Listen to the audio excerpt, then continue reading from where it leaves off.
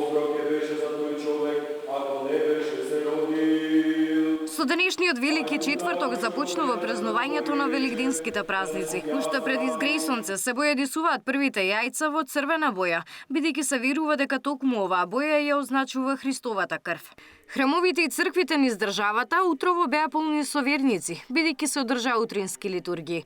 По повод празникот архиепископот Охридски и Македонски господин Стефан утринава богослужеше на Василиева литургија со вечерна во храмот Свети Димитри.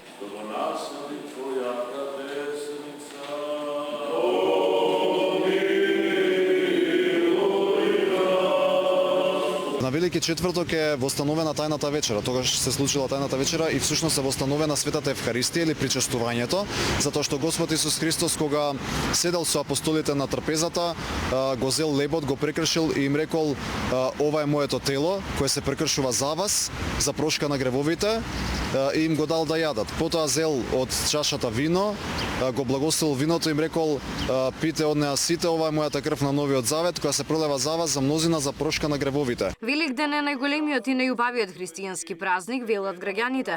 Денови резервирани за време со најблиските. Нешто најубаво. Нешто што не може да се опише. Вапцавте ли јајца? А ово са бајвен. Колку и во какви бои?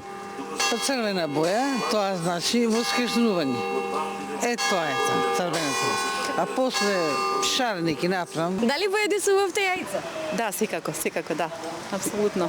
Утрово сите или планирате и некој во текот на утрешниот ден да ги... Не, се разбира, пошто имаме помали дечиња, нешто ќе оставиме заедно со децата да учествуваат и они. Значи, не се сите, само да се обележи денот. Што ќе си посакате од Бога за овој празник? Да бидат живи и здрави, да му дај Господ сите убави работи што треба да му се дадат и секој да има верба прво во Бога и во себе. Кога Светата Марија Магдалена по распнувањето Христови, по неговото воскресение и вознесение, заминала кај тогашниот император, таа му однела едно црвено јајце и му рекла: Христос воскресна.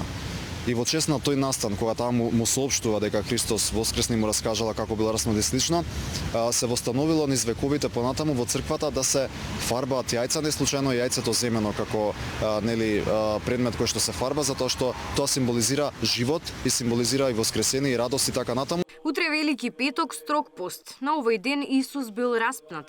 Велика сабота е ден во исчекување на Христовото воскресение. Навечер се оди во црква, а на полнок се кршат вапцаните јајца.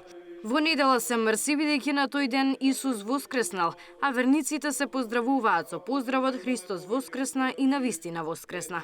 Габриела Лескова, Сител телевизија.